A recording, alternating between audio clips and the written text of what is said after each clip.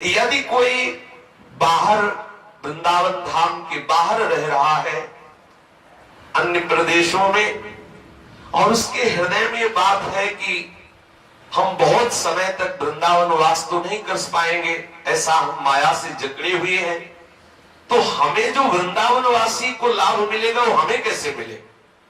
क्योंकि हमारा फिर तो जीवन व्यस्त हो जाएगा, हमें अखंड वृंदावन वास तो मिलने वाला नहीं, क्योंकि हम इतने मोह में फंसे हुए हैं, इतना हम संसार में सत्यत्व बुद्धि किए हुए हैं, घर परिवार में इतना महत्व बुद्धि किए हुए हैं कि हम वैराग्य करके वृंदावन धाम में अखंड वास करें, इतनी तो हमें सामर्थ्य दिख नहीं रही। तो हम क्या करें?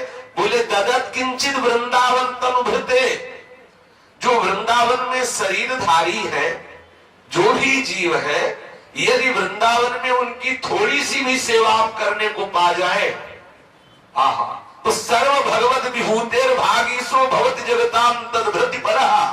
कितनी अद्भुत बात कह रहे श्रीपाद प्रबोधानंद जी। ये वृंदावन के जो पक्षी हैं, वृंदावन की ये जो गाय पशु आदि, ये जो वृंदावन के बंदर आदि, यहाँ के जो ब्रजवासी जन, यहाँ जो वास करने वाले संत महात्मा, जो भी गृहस्थी जन जो भी है, यदि कहीं यहाँ किसी की भी आपके द्वारा धन अन्न वस्त्र वास आदि की सेवा बन जाए आपसे, तो श्रीपाद प्रबोधानंद जी कह रहे हैं कि वो भगवान की समस्त विभूतियों को तृप्त करने वाला बन जाता है।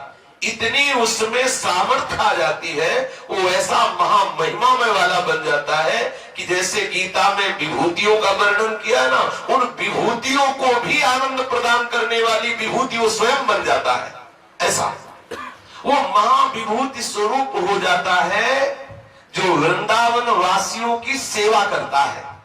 यद्यपि वो वृंदावन वास नहीं कर पा रहा, अखंड वृंदावन वास नहीं कर पा रहा, पर वृंदावन के पक्षियों को, वृंदावन के पशुओं को, वृंदावन के बंदरों को, वृंदावन के जो ब्रजवासी जन है, जो गृहस्थी जन आके रहे, मानो ऐसे गृहस्थी जन है कि भगवत चर्चा सुनकर भगवत प्रेम के लिए लालायित होकर श्रीधाम वृंदावन वास कर रहे हैं, उनके पास सम्यक व्यवस्थाएं नहीं है।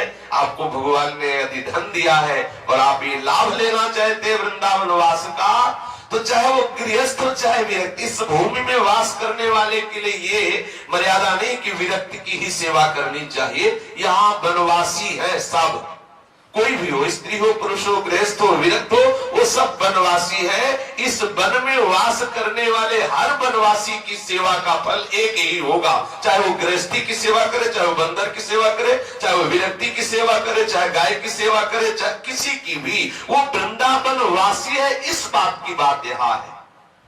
कोई भी हो, अगर उसको आवश्यकता है और आपको भगवान ने दिया है धन आदि, अन्न आदि, वस्त्र आदि, ऐसी सामर्थ्य दी है और आप परम लाभ प्राप्त करना चाहते हैं, तो मोह और लोभ का त्याग करके वृंदावन वासियों के वास की व्यवस्था, भोजन की व्यवस्था, वस्त्र की व्यवस्था, उनको प्यार दो, उनके प्रति अपनापन करो, उनकी सेवा करो, तो जितनी भी विभूतियां भगवान की है वो सब आपसे तृप्त हो जाएंगी और आप महाविभूति स्वरूप हो जाएंगे। महाविभूति स्वरूप अर्थात बिना वृंदावन वास किए भी वृंदावन वास का फल आपको प्राप्त हो जाएगा। कितनी सहज बात है? कांच के बदले में मणि मिल रही है, कांच के बदले। कहां सांसारिक तुच्छ धन, कहां सांसारिक अन्न वस्त्र आदि, और कहां प्रियालाल का कृपा प्रसाद, केवल ब्रजवासियों की सेवा से।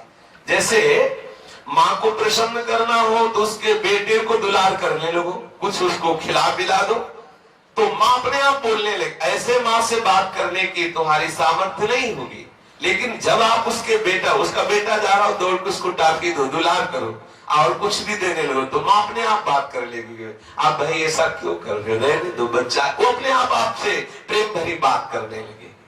ऐसे ही हमारे प्रियालाल के लाडले हैं वृंदावनवासी, चाहे वो बंदर हो, चाहे वो पशु पक्षी हो, चाहे वो गृहस्थी हो, चाहे वो विरक्ति हो, चाहे ब्रजवासी हो, चाहे बाहर का वासी हो, जो यहाँ इस भूमि पर वास कर रहे, वो हमारी लाडली के लाडले हैं। प्यारी जी ने कृपा की तब आके वास कर रहे।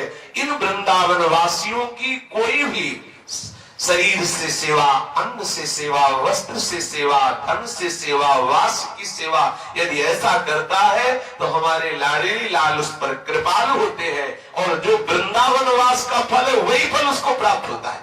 ये देखो कितनी बढ़िया बात श्रीपाद प्रबोधानंद जी महाराज ने की।